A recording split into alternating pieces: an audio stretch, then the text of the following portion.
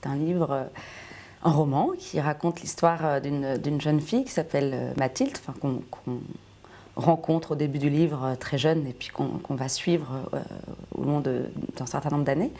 Et cette jeune fille appartient à une famille assez illustre, très implantée dans le paysage culturel français. Son père est un chanteur hyper populaire, mais en même temps aimé des intellectuels. Son grand-père est un poète académicien. Donc c'est une famille connue, installée.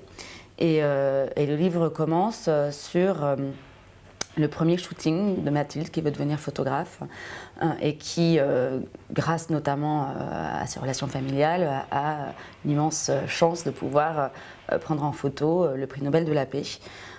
Et donc elle se retrouve dans sa maison dans le sud, à Hyères, dans le bureau du prix Nobel, donc. Et il se trouve que cet homme pourtant incontestable, admiré de tous, va la violer. C'est une très jolie fille qui visiblement attise chez lui un désir irrépressible. Et donc le roman commence par cet acte très fort et traumatique qui va un peu décider de la vie de Mathilde et par rapport auquel en fait elle va faire chacun de ses choix.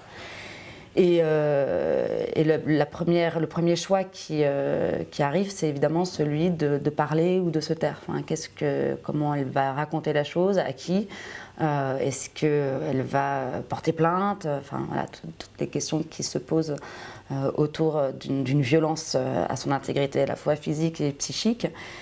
Et le roman va essentiellement questionner cette interrogation-là. Et effectivement, lorsqu'elle rentre chez elle, on va vite lui expliquer que pour la réputation familiale, c'est mieux de pas trop en faire. On va essayer de régler ses comptes à l'intérieur d'une micro-société, mais il ne faut pas que les choses s'ébruitent, pour elle d'abord, et puis pour eux après.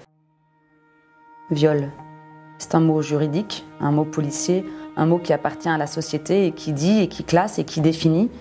Mais qui définit quoi? Où est la menace? Avant ou après?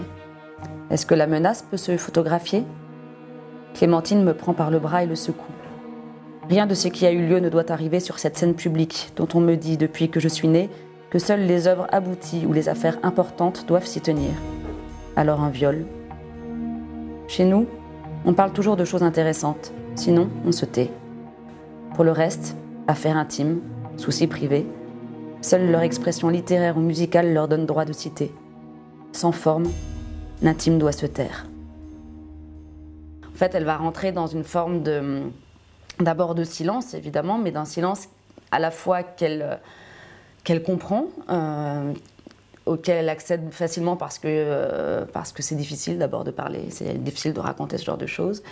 Et ensuite, pour ne pas trahir les siens. Et puis, voilà, le temps passe, elle va rencontrer un homme dont elle va tomber amoureuse et avec lequel, en réalité, elle va rejouer quelque chose de très pervers, de très malsain, et à qui elle va avouer ce qui s'est passé quelques années avant. Et cet homme va lui demander d'aller porter plainte, furieux, jaloux. Ce qu'elle va faire, et là, à nouveau, c'est une nouvelle épreuve, puisque devant les policiers, raconter ce qui a eu lieu sans trouver les mots justes, sans la manière de le dire, va finalement la repositionner comme une victime qu'on n'entend pas vraiment. Clémentine sent quelque chose, cet animal, l'odeur du sang, le récit empêché, coincé dans les branchages. Ça se renifle une bête de proie. L'impossibilité d'articuler une phrase. Ça s'entend pour qui a l'ouïe fine. Alors je balance tout. Le Nobel, la voix gonflée de désir. Et moi qui ne sais pas quoi faire. S'il faut obéir parce que c'est le Nobel, un homme bien, le premier sujet qu'on me donne, il ne faut pas gâcher la fête. Et si je me trompais? Si c'était moi qui me faisais des idées? Si ma peur prenait le dessus? Parce que la peur habite les filles depuis la nuit des temps, parce que la peur est parfois la seule grille de lecture des filles qui passent à côté de sacrées expériences, parce que la peur dicte aux filles que tout est sexuel alors qu'en réalité... Mais non, la peur disait vrai, tout est sexuel et tout est politique, n'est-ce pas? Bien sûr, il voulait me sauter. Il voulait sauter la fille et la petite fille d'eux, la fille de l'image. Et donc en fait, c'est une jeune fille qui va se confronter à toutes les formes de silence, à la fois familiale, sociétale, et qui va, dans son cheminement, apprendre à résister à ça et à commencer à parler en son nom propre.